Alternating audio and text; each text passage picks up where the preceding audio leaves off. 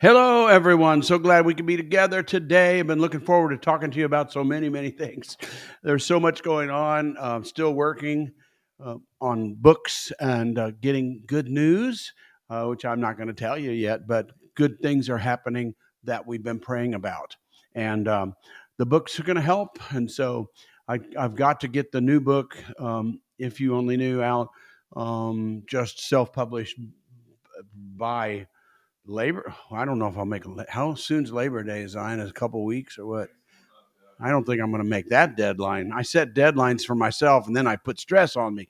But it needs to be in September, not too late in September, where you can download it, and I'll have some hard copies too. So, um, and plus, I'll mention it again later. We made available a special deal on our website. Is it stevegrayministries.com? Okay. More Faith, More Life podcast is a new store. So if you can remember that, even though this is Steve Gray Ministries. Also, More Faith, More Life podcast. If you haven't ever got the ebook or a ebook of When the Kingdom Comes, you can get it, and it'll special download price. I don't remember what it is, but we're just breaking even type thing. So you can get that book, and you need to. It's been done in about 7 or 8 languages. It's still a textbook to revival, and you need to. There it is, $7.99. That's about breaking even or so. And so anyway, you can download that. I'll try to mention it at the end so that everybody that comes on or gets it later, make sure they get that. I see guys coming on, and we're going to talk today about some great things. Who's this? You see a new we have a new friend. You just came on. Where are you from? And I don't know how to say your name.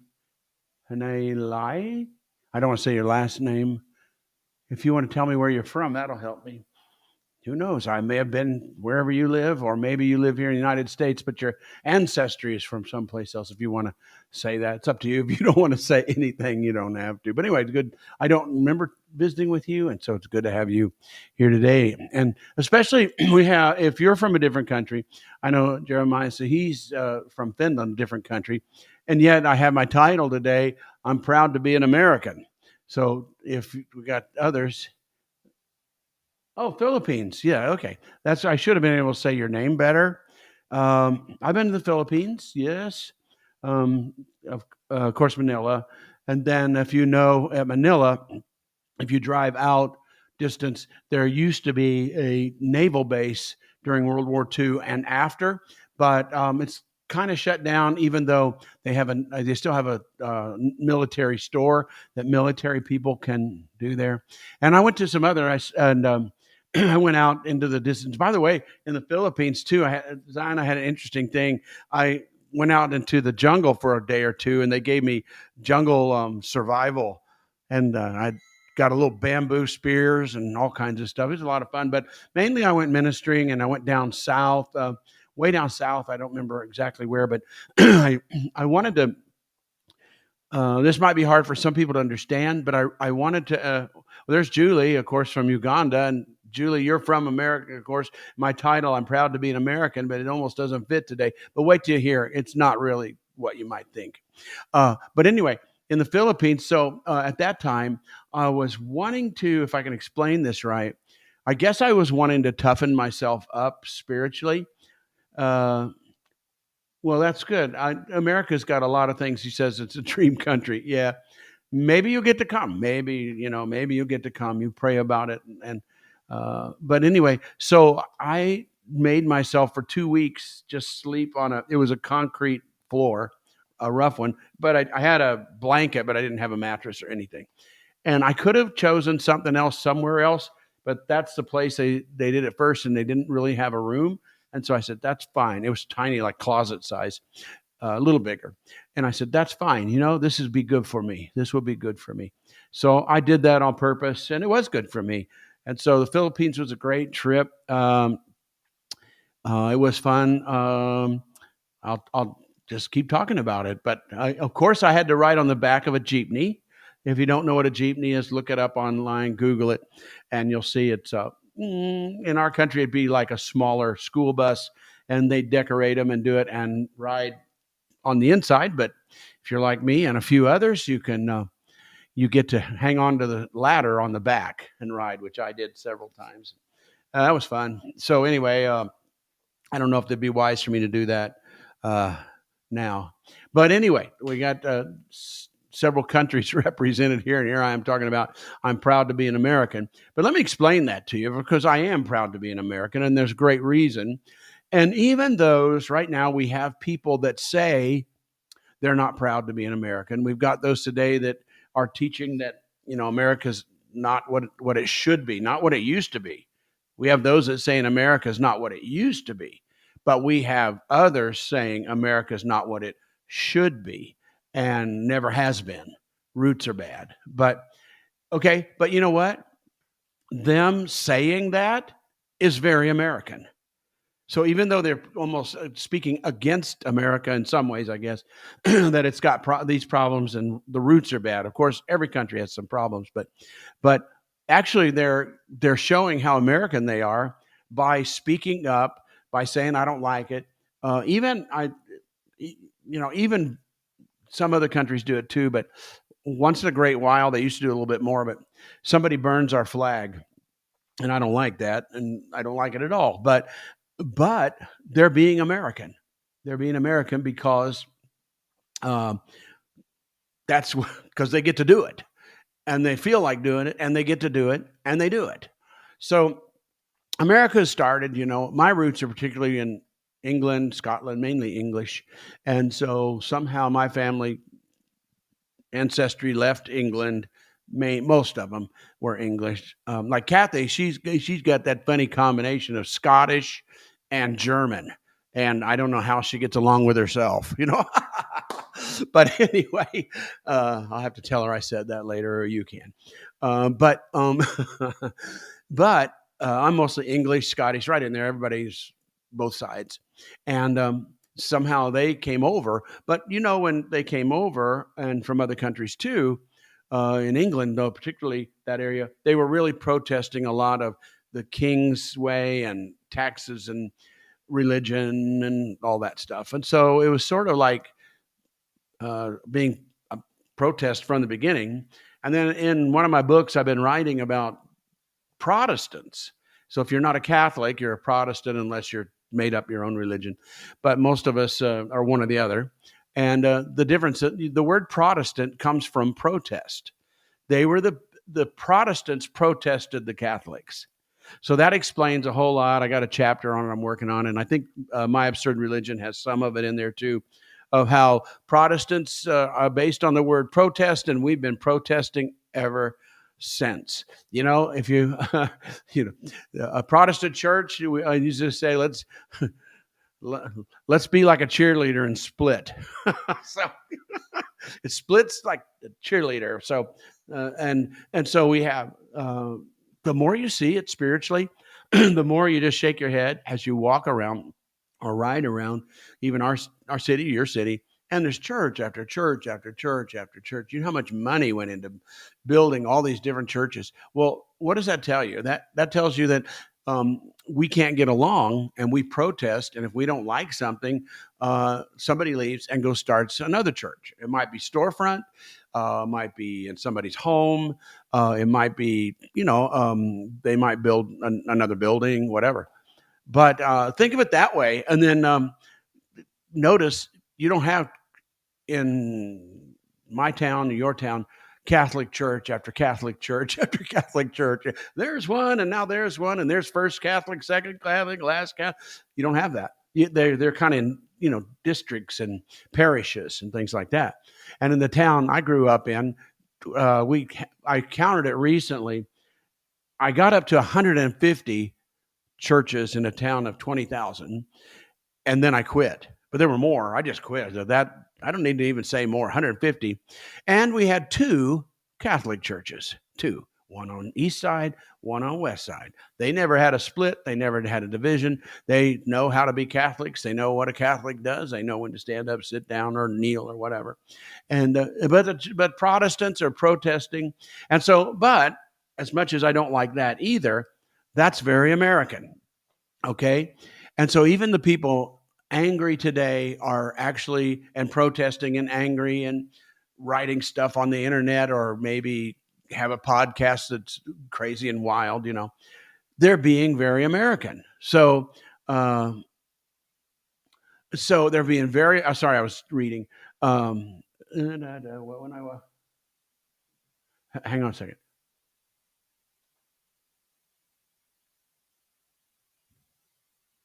Oh, that's good. Thank you for sharing that, how this helps you. Thank you. There's Beth. I see you came on. And Brenda, hi, everybody that's coming on. It's good. So, okay. So we're talking about I'm proud to be an American, which sounds like, nationalism, right? Just us and nobody else. But it's not. In fact, having you folks here from other countries really helps because um, I've been to a lot of other countries, and I found out when I got there how Americanized I was. I've changed a lot of that since because of study. But when I first started going to other countries, I was very Americanized and didn't mean to be. It's just I was who I was. And so when I say I'm proud to be an American, I am. But also, I realize that I can become, and you can do it in your country too, I can become Americanized rather than Christianized, right? I become more American than I am Christian. And so I'm acting like an American in America more than Christians. And so you have Christians who call themselves Christians in America that their behavior, their attitude, the way they vote for politicians, even is sometimes odd to me because by if you listen, the Spirit would lead a little bit more. I think if you were listening to it. So one of the problems we have in our country is we are very American in our churches. A lot of churches, maybe you know or don't know, a lot of churches are run like a government. They have a church board, which is more like the Senate, and they got the Senate or the House of Representatives, and then the president. Well, a church will have a church board and then a pastor, and the pastor is hired and can be voted in or voted out. And so, do you think that pastor is going to be a little bit political and really watch what he or she says or preaches or whatever? Because, well, they could vote me out. And so that's not how God ever worked. That's very American. I'm sure it's spread to other countries. You that are watching probably have that in your country too. so, but and hi Thomas, I see you came on, and I think you should make that connection we talked about last week with Pastor JD. I did contact him. It should work out, maybe hopefully today, or maybe it already has. Okay, so anyway, when I traveled, then I would go to these other countries, not meaning anything, but I learned how Americanized I was, thinking I was Christian and thinking they were Christian. And then, of course, you that have traveled or live in other countries that are from America, sometimes our cultures collide. And because I've been to countries where I've been again preach before I would preach, the pastor would come to me and say, "Well, listen, now you got to be careful what you say here because our culture here is really rough and difficult to preach to, and anti-God or something." And so they blame their culture on it. And I said, "Look, get this." I said, "Look, I don't need to hear any of that. You know why? Because I don't care where I am in the world. It's the same devil and the same Jesus. So forget your culture and I'll try to forget mine, and let's become Christians and get his culture." But anyway, I'm reading. Oh yeah. So Jeremiah, he's saying church boards are big, yeah, in Finland, yeah, and probably other places too. And so I went to these countries, especially revival, and I had traveled some. Kathy and I didn't, not travel at all.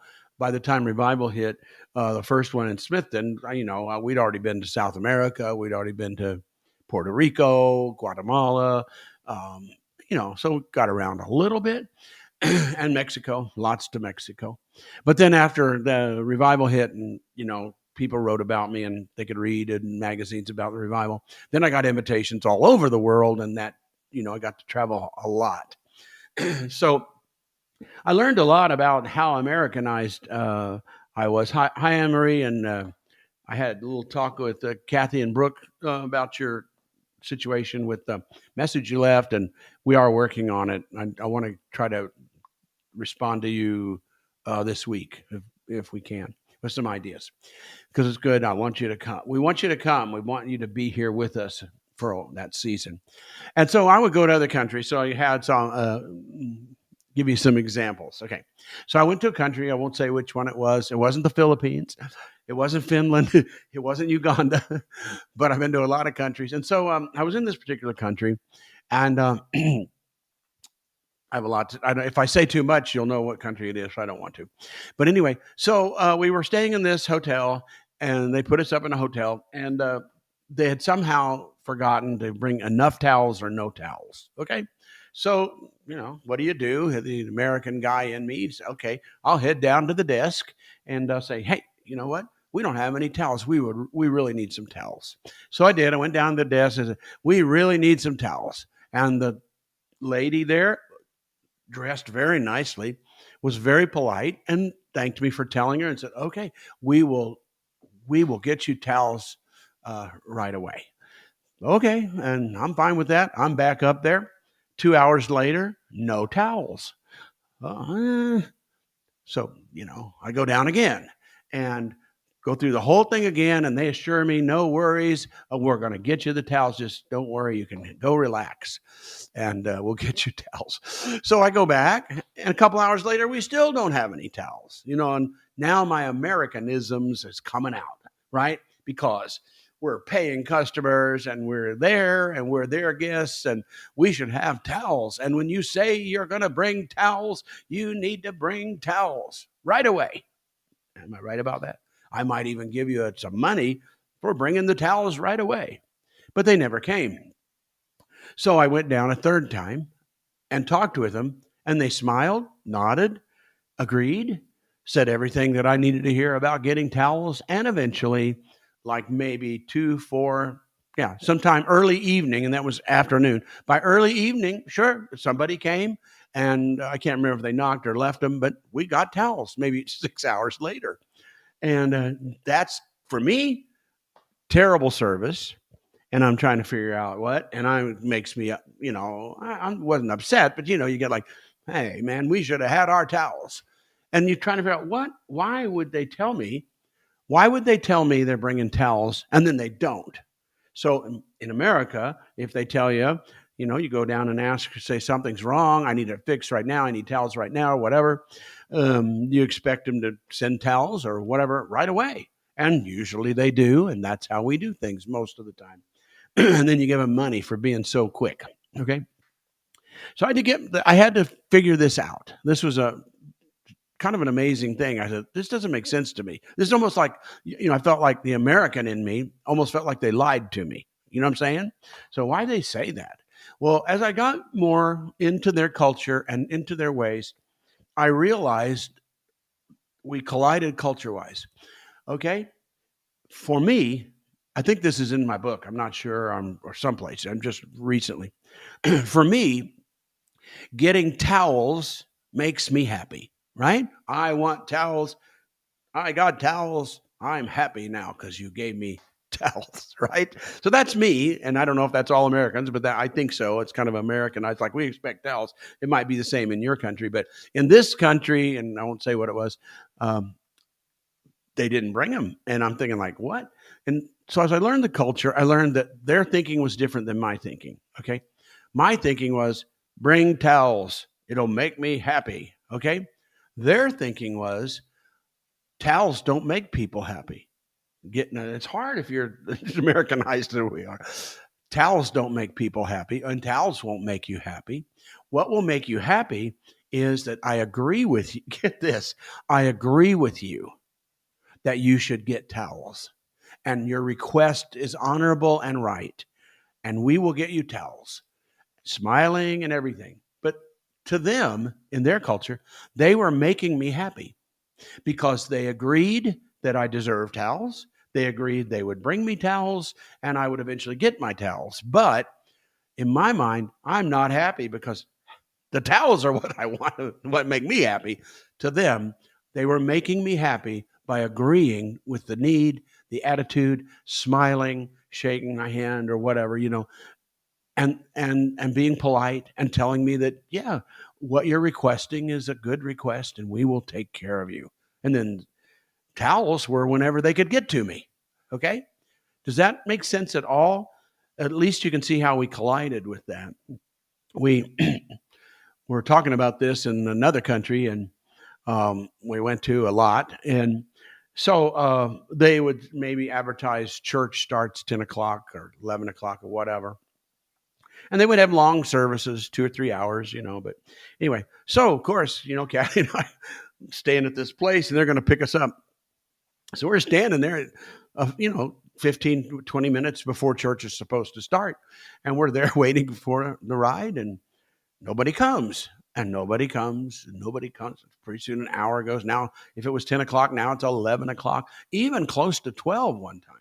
And it's supposed to start at 10, but it's like 11:30, 11:40. It's going on 12 o'clock noon. Still nobody's picked us up yet. Now we're thinking there's a big mistake here. They've forgotten us, or we got time wrong, or church was canceled, or we were canceled. But eventually, then somebody showed up, picked us up, never said a word, never said, "Oh, sorry, we're late." That's my American, and like, you're late, really late. I can take a little late, but you're really late, and you should be concerned about it. So then when we go to church, we walk in, and it's supposed to start at 10, but it didn't start. It wasn't going. We weren't late. We felt late because of the time that we thought church was supposed to start. Okay. But church starts when everybody gets there. And when I get there, I'm the special speaker and singer and speaker, Kathy. So church starts when we get you there and when everybody else shows up. So we're going to wait, and when everybody shows up, then we'll have church, and 2 or 3 hours later, we'll be done. And they weren't bothered about it at all, and I got over it. I got it. It felt like I was wasting time, like, I'm ready to go. We need to start and do it. No, instead, I have to wait on it. But that was their culture. Their culture is, when does church start? And they tell you a time, but what they really mean is you can show up, but it'll start whenever everybody gets here, or kind of when you get here. When you get here and everybody else gets here. So if we don't, we'll get you there, and when you arrive, church starts. I know it's kind of different, and some of you probably, like I see, laughing too, and know with me because you live or you've traveled in other places, and it's not that way everywhere, because some countries are, I wouldn't say Americanized, but more Europeanized, like I am, which spilled over into Americanized. But through all this and writing, that's when I began to see, and it could be the same thing in your country. You could be more your country, whatever it is, culture, than you are Christian. And that doesn't mean you're a bad person. It means our culture is stronger, and the spirit of our culture, the spirit of peer pressure and culture pressure, is stronger than we expected. So that when we become Christians, what do? We have a way of Christianizing our culture, right? It's a Christian culturized thing, and so it's I sometimes call it the commercial Jesus, the one that sells, the one that's acceptable. And so what we do is we make Christianity fit our culture, or us, not the other way around. Our culture should be Christian. Our culture should be fitting the Bible, the Word of God. And you know that. That's not shocking. What gets more shocking is the more greater revelation of how Americanized, or from whatever country, your culture, which doesn't mean it's bad, but the power of it has become more powerful than the power of the Holy Spirit. We're not anti-spirit, we're not anti-God, we're not anti-church, but we don't realize why we're not moving forward as much as we should, because we don't understand the power of our culture. Um, let's see, what time is it here? A little bit more and stuff. Um, I think I can do this one for you and tell the country. Making a lot of trips to Israel and having the pleasure of breaking out of uh, the Christian Israel groups, Messianic Jews, whatever, completed Jews, but they're Jews, but they believe in Jesus and they're kind of a subculture and all that. And so I did that for years, several years in trips. That's who would want me, and I spoke and preached, and that's another experience we can talk about another time.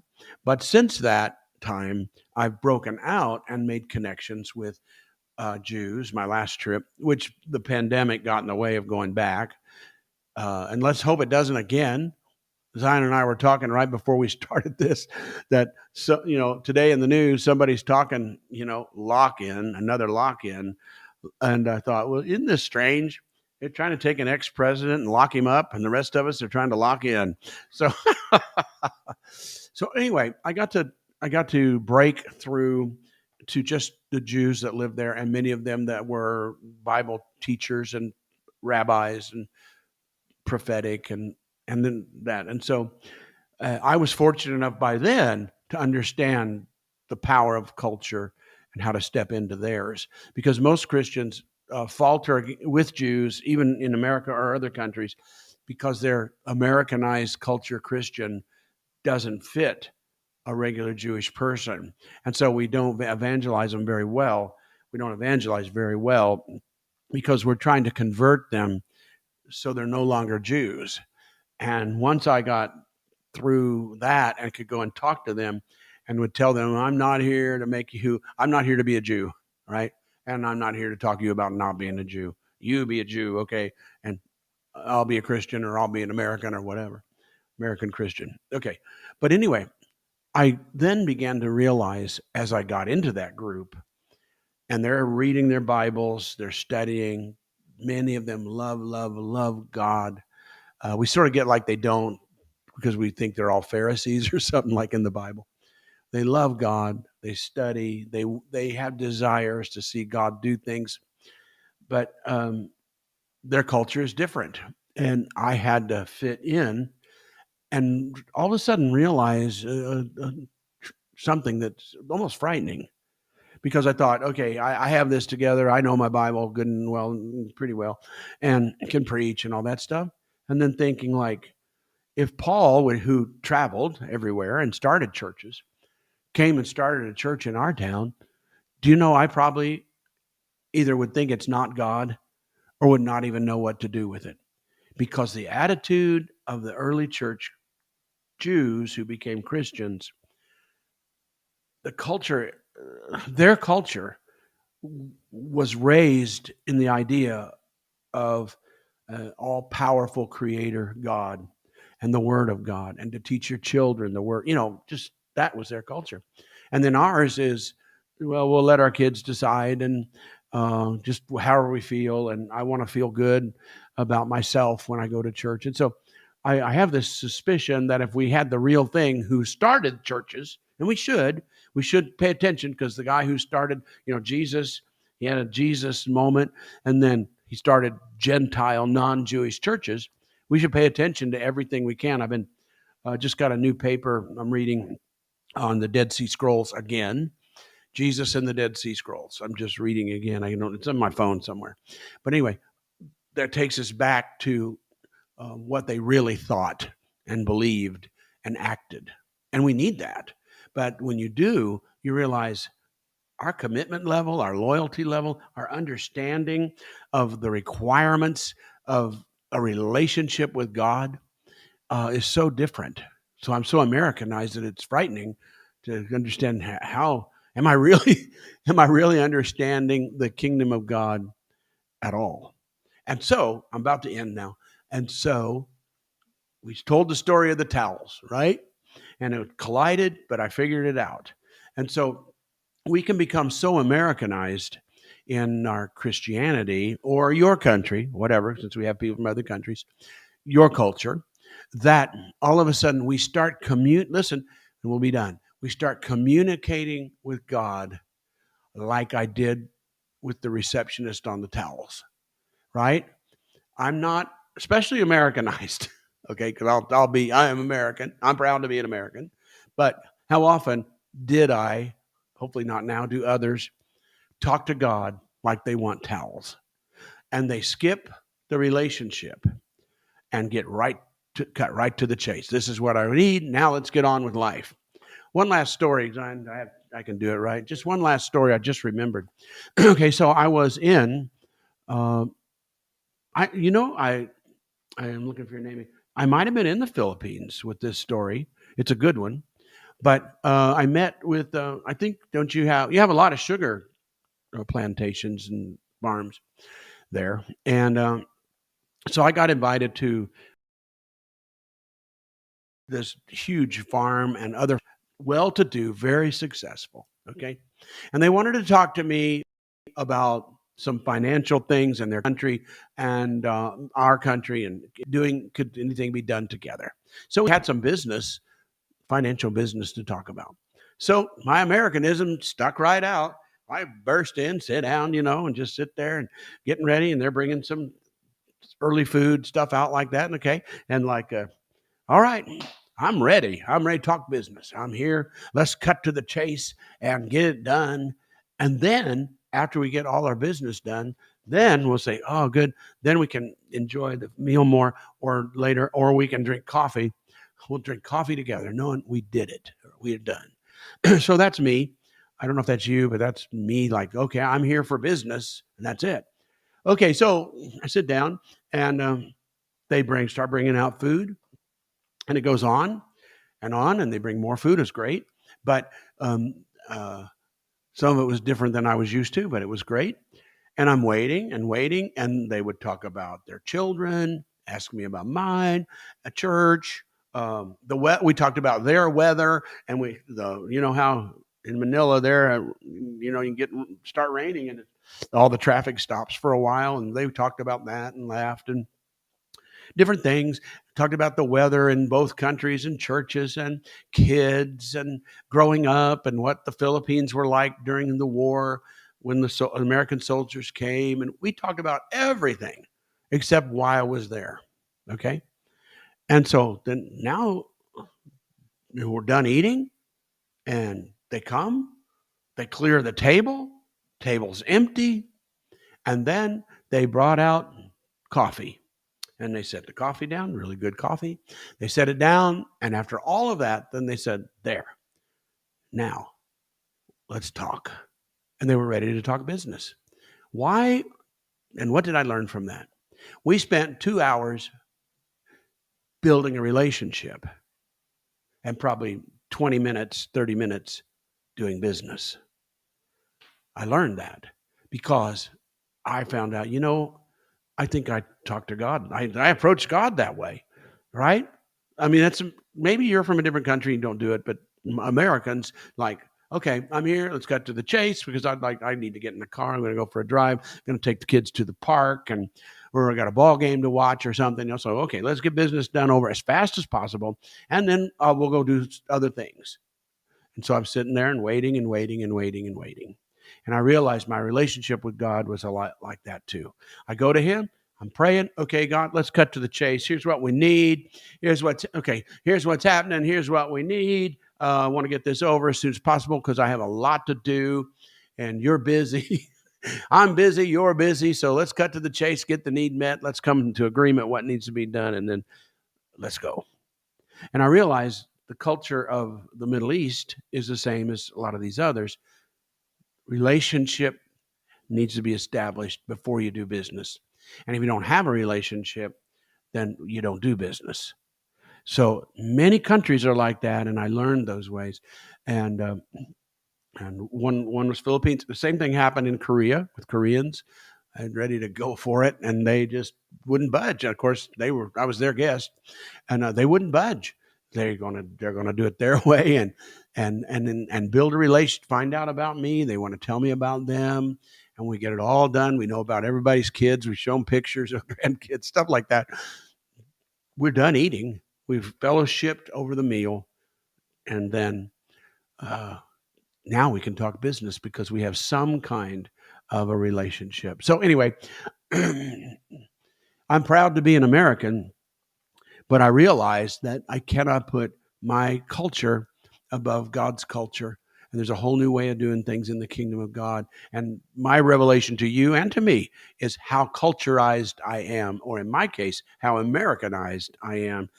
Unfortunately, maybe some of us more Americanized than Christianized, or you can put your culture, your country, or how you grew up in there, and maybe you can learn from that and start afresh. Say, the alarm just went off. Now I need to do something different. Well, so glad we could be together. I want to remind you that When the Kingdom Comes is a special offer at morefaithmorelife.com. And if you don't know what that is, that's the podcast. And you should be listening to that. We're going to do one of those later today. And it's on every week. And we've got over about 40,000 people listen to it. And if you're missing it, then you're missing another side. It's sort of like this, but it's sort of not like this.